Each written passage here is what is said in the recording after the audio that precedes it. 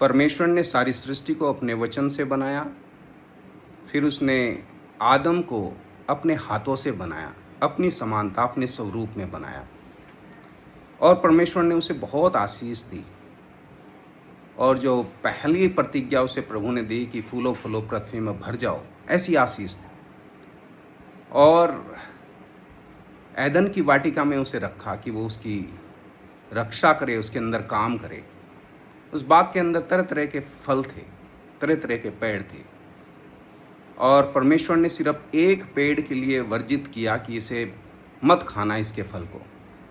लेकिन आदम ने स्वतंत्र इच्छा के रखते उसी फल को खाया और वो आज्ञा उल्लंघन का दोषी हो गया, पापी बन गया। और जब उसने देखा कि वो नंगे हैं, और बाइबल बताती है उत्पत्ति 3 अध्याय के 7 वचन में, उन्होंने अंजीर के पत्तों से अपने लिए लंगोट बना लिए। मेरे भाई बहनों, ये मनुष्य की फितरत है।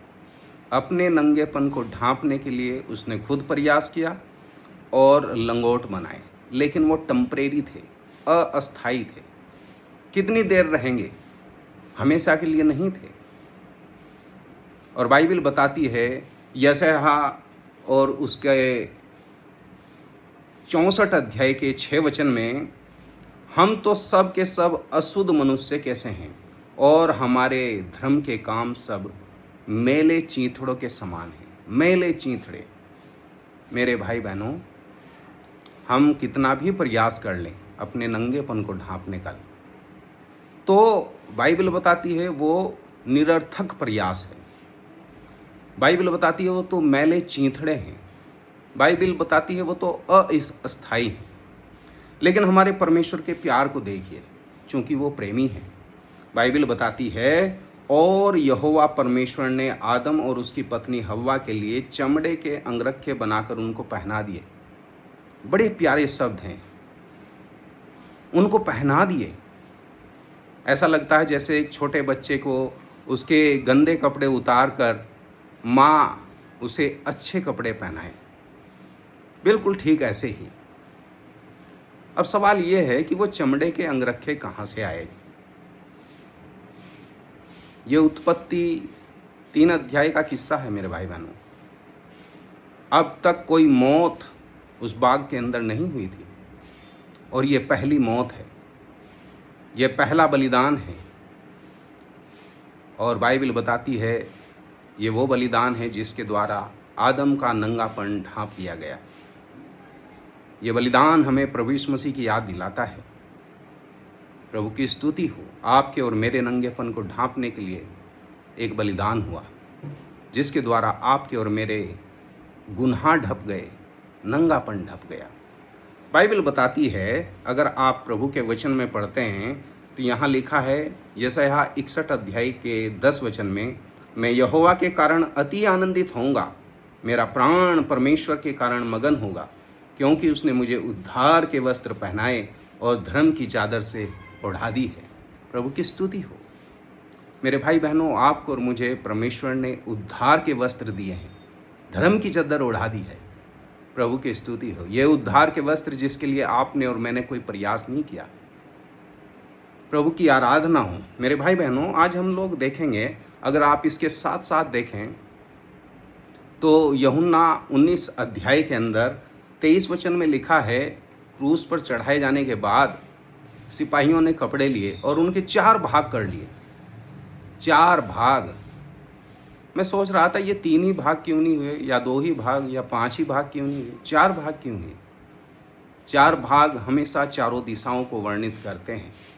मेरे प्रभु का प्यार चारों दिशाओं के लिए है, पूरब पश्चिम उत्तर दक्षिण सब के लिए है। मेरा प्रभु सबसे प्रेम करता है। मेरे भाई बहनों, मेरा प्रभु, आप क्रूस की ओर देखिए, ध्यान करिए। उसके कपड़े तो नीचे सिपाही बांट रहे थे चिट्ठियां डालकर, लेकिन मेरा प्रभु क्रूस के ऊपर नंगा था। उसके नंगेपन से आपको और मुझे उद्धार के वस्त्र मिले। प्रभु की स्तुति हो। देखिए, एक तरफ आदम को देखिए जहाँ परमेश्वर ने उसे कपड़े पहनाए, एक तरफ प्रभु यीशु मसीह को देखिए जहाँ उसके कपड़े उतार लिए गए। अब ये कपड़े अगर हम बाइबल में देखते हैं तो लूका 10 अध्याय में एक जिक्र है। एक आदमी यरूशलेम से यरीहो जा रहा था, डाकुओं ने उसे पकड़ा, उसे मारा पीटा, धुआं कर दिया और उसके कपड़े उतार लिए। ये कपड़े उतारने का काम डाकू का है। ये डाकू कौन है? जो हमारा सब कुछ लूटता है, चुराता है, छीनता है। बाइबल बताती है चोर चोरी करने, घात करने और नाश करने आता है, लेकिन मैं इसलिए आया हूँ कि मैं जीवन पाएँ और बहुतायत से पाएँ। यूहन्ना 10 अध्याय के 10 वचन में। ये चोर का काम तो चोरी करना है, लूटना है, खसोटना है, मारना है, और यही उस आदमी के साथ हुआ। लेकिन देखिए उस सामरी यात्री को, वो वहाँ से आया, उसके जख्मों पर दाखरस और तेल डालकर पट्टियाँ बांधी।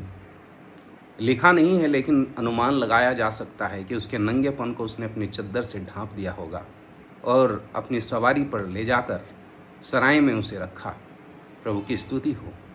यह नंगापन ढांपता कौन है? अगर आप लूका 15 अध्याय और उसके 22 वचन में देखें तो यहाँ लिखा है, जब उड़ाऊ पुत्र अपने घर आता है तो पिता का प्यार देखिए। पिता कहता है, पहले तो वो दूर से ही दौड़ लगाता है, उसे गले लगाता है, चूमता है और फिर कहता है उसे झट अच्छे से अच्छा वस्त्र पहनाओ। मेरे भाई बहनों, पिता के हृदय के अंदर प्यार है। वो आपसे और मुझसे बहुत प्यार करता है। मेरे भाई बहनों, आपने चाहे कितने भी अपने कर्मों से, अच्छे कर्मों से कितने भी अच्छे कपड़े पहन लिए हों, लेकिन परमेश्वर की नज़र में मैले चींत हैं। प्रभु जी के पास आइए, उसके पास आपके लिए एक सुंदर वस्त्र हैं। वो वस्त्र जो उद्धार के वस्त्र हैं, वो वस्त्र जो धार्मिकता की चादर है। मेरा प्रभु यीशु आपको वो वस्त्र देने के लिए खुद नंगा हो गया। प्रभु आपको बड़ी आशीष दे।